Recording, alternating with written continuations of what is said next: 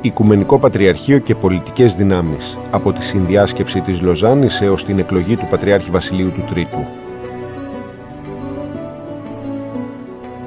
Η υπογραφή της Συνθήκης της Λοζάνης αποτέλεσε μια ιδιαίτερα σημαντική τομή στην ιστορία του Οικουμενικού Πατριαρχείου, το οποίο πριν καν στεγνώσει το μελάνι των υπογραφών έπρεπε να μετεξελιχθεί σε ένα διεθνές ίδρυμα με αποκλειστικά θρησκευτικό χαρακτήρα και ρόλο. Ωστόσο, κατά την περίοδο προσαρμογής από το 1923 έως το 1925, η οποία αποτελεί το κεντρικό θέμα στην παρούσα μελέτη και της οποίας η καταγραφή θυμίζει, κατά το μάλλον ή ήτον, αρχαία ελληνική τραγωδία, η διαδικασία αυτής της μετεξέλιξης ήταν ιδιόμορφη, υπό την έννοια ότι επηρεάστηκε όχι τόσο από την πιστή εφαρμογή της συνθήκης, αλλά πρωτίστως από την ανάδειξη των διαφορετικών ερμηνειών που έδωσε η Τουρκία.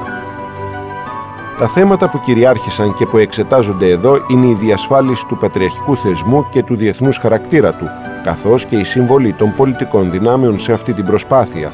Η αναχείρας διατριβή βασίζεται κατεξοχήν στην έρευνα των πηγών, δηλαδή σε διπλωματικά και πατριαρχικά κείμενα, τα οποία προέρχονται κυρίως από τις αρχαιακές συλλογές του Οικουμενικού Πατριαρχείου, του Βατικανού και των Υπουργείων Εξωτερικών της Γαλλίας, της Ελλάδας, της Ιταλίας και της Μεγάλης Βρετανίας, όλα σχεδόν ανέκδοτα, συνδυασμένα με τη λιγοστή βιβλιογραφία, όπως και σε άρθρα και χρονικά από τον τύπο της εποχής.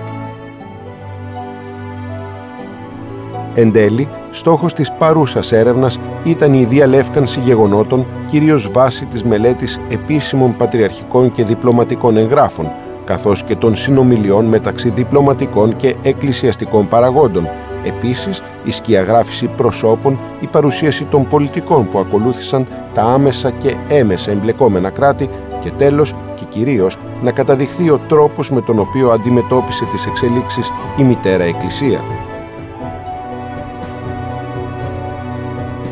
Ο Αρχιμανδρίτης Ευάγγελος Φραντίδης γεννήθηκε στην Καβάλα το 1975. Φοίτησε στη Θεολογική Σχολή Θεσσαλονίκης και στη Σχολή Εκκλησιαστικής Ιστορίας Ρώμης, από τις οποίες ανακηρύχθηκε διδάκτορ.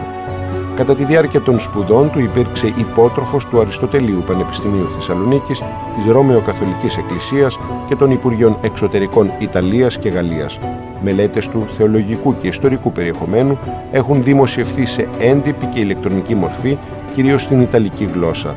Το 2003 χειροτονήθηκε κληρικός από τον Σεβασμιότατο Μητροπολίτη Ιταλίας και Μελίτης Γενάδιο, ο οποίος το 2007 τον τοποθέτησε στη θέση του πρωτοσυγγέλου.